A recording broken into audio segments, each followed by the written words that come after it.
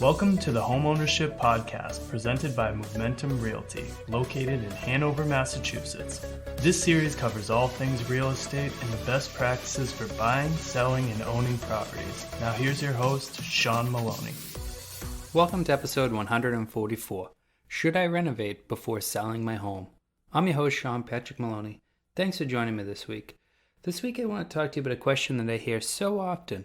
In a crazy market like we're in, where sellers are just getting so much money, we're having no home inspections, we're having all these different crazy terms, appraisal waivers, everything going nuts. Should you even bother renovating?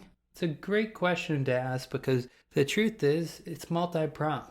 There is no correct answer. In this episode, I'm going to break down some of the reasons that you should, some of the reasons you shouldn't, and why you should always call a Move Mentor over here at Momentum Realty to help you make the decision based on your unique experience and your unique home and the uniqueness of your own transaction.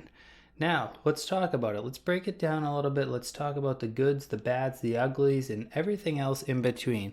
First off, I want to point out to you guys, if you're here in the state of Massachusetts where we're located, we're a known material defect state. What does that mean? It means that if you have a problem with your house, there's something wrong, you have to tell people about it or you're breaking the law.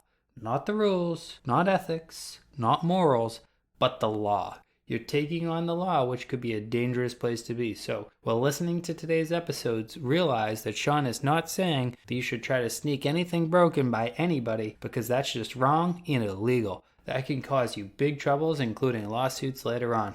Even if the person skips over a home inspection, think about this. What if they come back after, have a major issue? Maybe the rain comes into the house, the first storm. They have a contractor come. Contractor goes into the attic. They say, geez, it's really interesting because this is not a new problem. You go deeper. You call the insurance company. They say, yeah, there's been multiple claims about that. Now suddenly we know. We were not properly disclosed to. We now hire an attorney.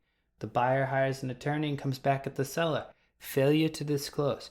This is a huge issue. So guys, do not do that. What I'm saying 100% is do not do that. So we're talking about renovations in a different fashion. When thinking about doing renovations before selling, it is crucial to understand your return on investment. It's never worth to put money in if it doesn't give a return. That's one of the most important concepts you need to think about. If you're going to put $1 in, you want to get $1.10 or above back. Otherwise, you're wasting time, money, and energy. If I'm going to get 70 cents for every dollar I put in, why am I doing it? Now, mind you, sometimes we need to do it in order for the person to obtain financing. What do I mean by that? Well, say for instance, peeling paint. Peeling paint on the house, that could lead to the person not being able to obtain an FHA loan. Maybe you don't have all the siding on the house, same thing. Maybe you don't have a handrail, same thing. Maybe you have improper grading, same thing. So sometimes we have to put money in to renovate in order to obtain the loan, in order to close out the property. Now on these ones, maybe sometimes you don't get a return on investment, but the truth is you do because you're actually able to sell, and not being able to sell is worst case scenario. When we're working with you as Move Mentors, which is what we call our agents here at Momentum Realty, we're going to guide you on these things and we're going to tell you things that you need to do in order to get your financing to go through.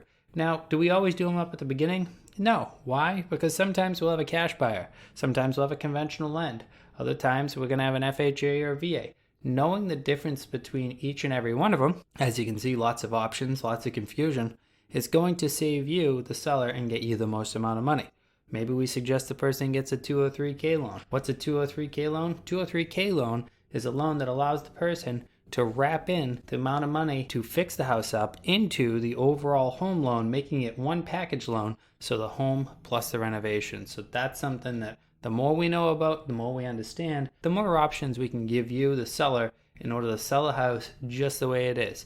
Selling a home as is in Massachusetts is a challenge because we are still a known material defect state. So simply writing as is does not, remind you, does not allow us to not tell people what we know is wrong with the house. So that's a really important concept to wrap your head around. Lots of times when we're talking renovations, we're talking more cosmetics. We're talking things that we're going to do to improve value, such as rehabbing kitchens, fixing up bathrooms, maybe doing flooring, painting, different things like that. Choosing which renovations to do is not easy. That's why hiring a Momentum Realty agent called a Move Mentor can help you make those hard decisions. In a strong market, sometimes you can get away with selling the home as is and get top dollar. Other times, you're simply giving away opportunities to have made more money from the buyer. What we're talking about here. Okay, so say we walk into a house. It's not painted. Paint is one of the easiest jobs to do, especially if you know how to do it yourself. For around $120 or so, give or take a little bit, you can renovate a whole entire room colors-wise. We can paint the whole thing, buy the paintbrushes, all that stuff that we needed to do. For, like I said, literally under $200, most all rooms can be done. You got a big room, might cost you a little more, but again, it's going to be worth more money. It's a large room.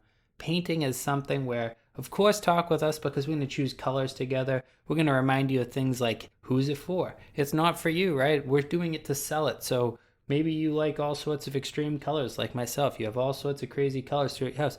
That's great. But when we're renovating to sell, we want to go with, what is HGTV showing?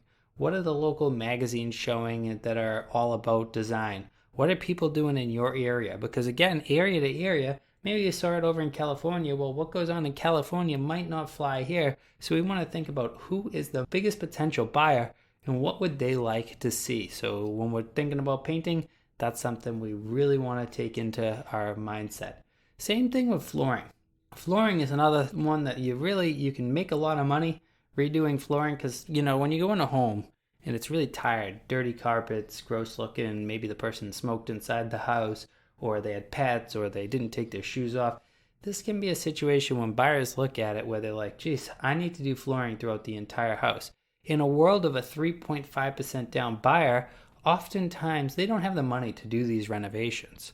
So what they see is what they get. What does that mean? It means that sometimes they're willing to pay you a little more money to have it the way they want it because they can wrap it around in their loan. Now that means that maybe their loan payment goes up by $30 a month, but it doesn't cause them the need to pull $5,000 out of their pocket and put in new flooring. They are able to wrap it into the loan and have it there. Again, the 203K loan could give them the possibility of this, but one thing that happens with the 203K loan is you're going to have a higher interest rate, which leads to a higher monthly payment, which leads to paying more, which sometimes disqualifies people from qualifying for as much money as they would have if they had just used a regular FHA or conventional lend and didn't go that route.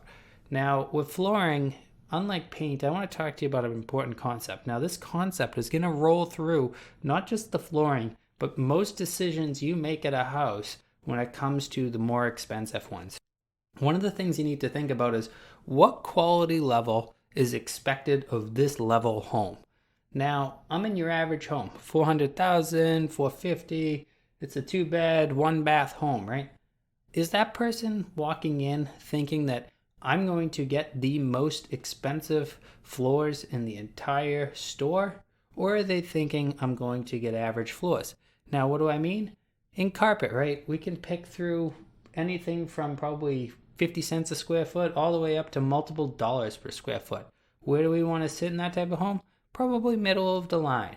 Same thing with wood flooring. Do you really need to put in solid hardwoods? Or could you put in a tile or a laminate that looked just like it but saved a lot of cost and brought up the durability? Because the durability is big. In luxury homes, lots of times they're used to these things and they're used to the idea of taking their shoes off and all these different things. They're going to be more okay with these high-end floors than having it in a regular house. Now, don't get me wrong, is the buyer going to be excited about those floors? Of course they will. But are they going to be willing to give you all the money that those floors cost? And the answer is no. Now, if you're staying in the home and you weren't selling your home, because this is all about should I renovate before selling, maybe you put those high-end floors in for yourself because you're going to use them for the next 5 or 10 years, and that's what you like, and that's what would make you happy.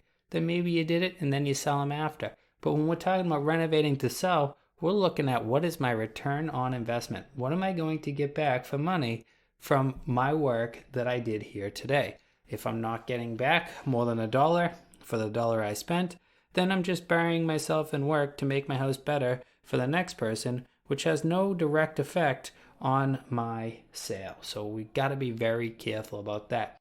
Now, take this concept over to kitchen and baths. When we're looking at countertops and making decisions, should I do countertops? Should I do granite? Should I do Corian? Should I do a laminate? How do I make that decision? Well, what I want you to do is look through, whether it be open houses or go to showings or just check it out on Zillow or the MLS system, Realtor, wherever you like to look at houses, and see what is selling and what is the average one like yours look like, what type of fixings are there. And then also look at the ones that aren't selling and look at what fixings are there. This can usually help us hone in on a good decision. Or again, best decision made, reach out to us over at Momentum Realty. One of our Move mentors will guide you and consult with you on what is the correct decision, basically, to make as far as quality level and expense level.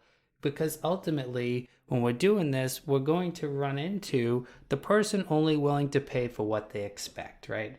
Okay, it's great that you imported this stone from Italy. It's beautiful. I know you loved it. But now when the new buyer buys it, they're like, okay, well, maybe I don't even like the color of it, so I'm going to knock it out. It's going to have no value to them. Or maybe I like the color, but I don't care that much about granite. It's not going to have that same value. Now, just like paint, let's jump into another one that's an easy one. Curb appeal. Curb appeal is a place where you can really make a lot of money. It's pretty easy to do. We can run down to the local hardware store, grab some plants, or better yet, go to a local plant shop, grab some plants, grab some grass seed, maybe buy a rake, a shovel, some trimmers. Just trimming the bushes, edging the beds, mulching, these things very, very, very inexpensive and very, very high return on investment. Curb appeal and paint are the two places where I'd say it's almost not even worth asking as far as whether you should or shouldn't do it. It's just expected. But that said, always ask, because we want to make decisions in a design type idea. We want to make sure we're in the right color schemes. We want to make sure we're in the right overall decision making to make the house worth the most money. Now, last but not least, in renovations, one of the things I always say to people is a quick little line. It's if you can twist it, tighten it, nail it in, screw it, paint it, adjust it. Those things should be done. They take so little energy, so little effort, and have so much effect. What do I mean by it? When I open a door and it squeaks, I flush the toilet and it leaks. When I do all these things, slowly but surely, it's one negative tick after another. The more negative ticks I have on a property, the less I'm going to offer. Basically, the long and the short of this entire episode is reach out to us over here at Momentum Realty. We would love to help guide you on selling your house for the most amount of money possible, for the best terms possible, with putting in the least amount of effort possible, with the maximum results. If that sounds great to you, then we're the right choice for you. Thank you guys so much for listening to this episode. I hope it gave you a little insight on whether you should or should not renovate your home. Please, please, please subscribe to the podcast. Tell all your friends and family about it. Make sure to jump over and check out our Facebook group, our blog, as well as our weekly newsletter where we give more great free information on buying, selling, and better yet, owning homes.